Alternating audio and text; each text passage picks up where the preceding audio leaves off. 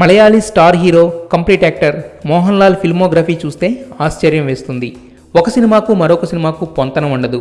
పులిమరుగన్ అంటూ మాస్ హీరోగా ఫైట్స్తో దంచేశాడు.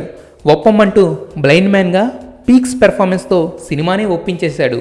ఇక ఇప్పుడు రీసెంట్గా లెఫ్టినెంట్ కల్నల్ గెటప్లో గూస్ బంప్స్ వచ్చే సినిమా చేస్తున్నాడు. ఆ సినిమా పేరు 1971 బియాండ్ బోర్డర్స్.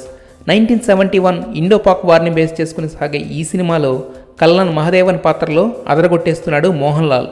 ఈ సినిమా యూనిట్ రిలీజ్ చేసిన ఫస్ట్ లుక్ పోస్టర్ చూస్తే ఎప్పుడెప్పుడు సినిమా చూద్దామా అనే ఫీలింగ్ కలగడం సహజం. పైగా కల్నల్ మహదేవన్గా, మేజర్ సహదేవన్గా 2 క్యారెక్టర్స్ చేస్తూ ఎక్స్పెరిమెంట్స్ చేయడంలో ఎక్స్పెక్టేషన్స్కి అందడని మరోసారి ప్రూవ్ చేసుకున్నాడు. అలాగే ఈ సినిమాలో అల్లు శిరీష్ కూడా ఇంపార్టెన్సీ ఉన్న లెఫ్టినెంట్ చిన్మయ్ క్యారెక్టర్లో కనిపించబోతున్నాడు. ఈ ఫస్ట్ లుక్ పోస్టర్ చూస్తుంటే మోహన్ లాల్ కెరీర్లో మరో 100 crores ప్రాజెక్టుగా 1971 బియాండ్ బోర్డర్స్ మిగిలిపోతుందనడంలో సందేహం లేదు.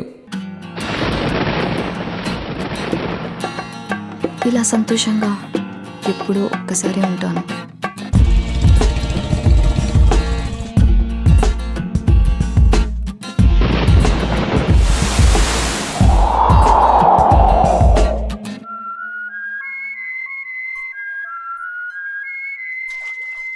నాలాగా నచ్చినట్టుగా బతికే అమ్మాయిల్ని చులకనగా చూడడం ఈ ప్రపంచానికి బాగా అలవాటు.